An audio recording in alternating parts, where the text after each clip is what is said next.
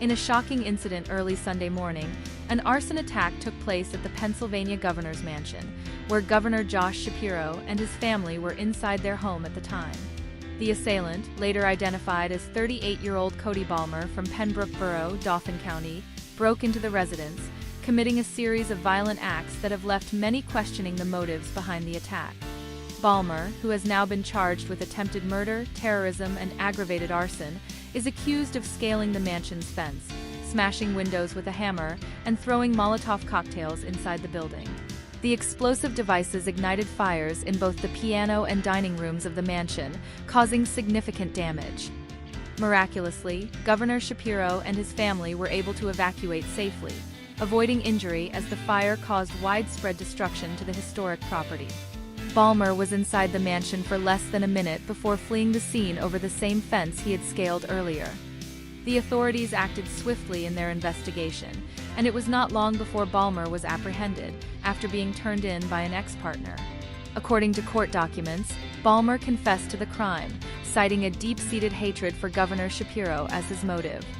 In the aftermath, police recovered critical evidence, including a jacket, a hammer, and a gasoline-filled bag from Balmer's home.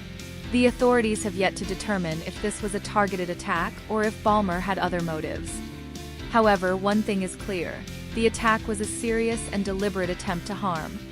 President Donald Trump, the current president of the United States, responded to the attack, condemning the violence during a press conference at the White House. He remarked that the perpetrator appeared to be a whack job with no clear political agenda, stating that the attacker basically wasn't a fan of anybody. Trump made it clear that such acts of violence cannot and will not be tolerated, calling for accountability and swift justice for those responsible. This incident has sparked outrage across the political spectrum, with both Republicans and Democrats condemning the attack on the governor's residence. The attack not only highlights the ongoing tensions in American politics, but also raises serious concerns about the safety of public officials and their families. As authorities continue to investigate, the community remains on edge, wondering how such a violent and extreme act could have taken place in what is typically a secure environment. Balmer's confession has only deepened the mystery surrounding his motives, leaving many to question whether this was an isolated incident or part of a larger trend of politically motivated violence in the United States. In the coming weeks, we can expect to see more details emerge about the circumstances surrounding this terrifying attack on Governor Shapiro's home. Law enforcement is likely to pursue all possible leads as they work to ensure that justice is served.